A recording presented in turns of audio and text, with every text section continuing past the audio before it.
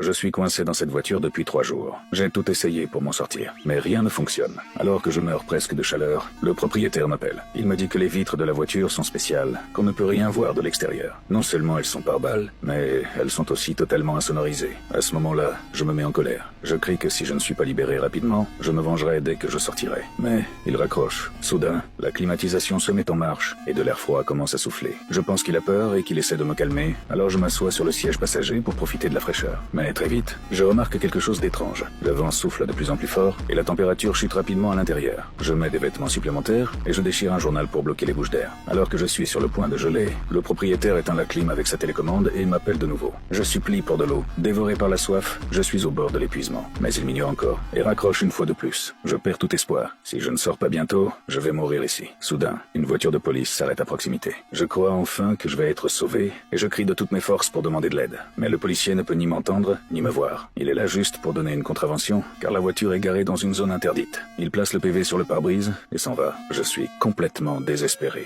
Puis, une lueur d'espoir apparaît. Un autre voleur arrive et essaie d'ouvrir la voiture, mais il échoue aussi. Les passants remarquent l'agitation, la police revient et l'arrête. Et moi, je reste coincé à l'intérieur. La nuit tombe et dans ma frustration, j'appuie frénétiquement sur le bouton de démarrage.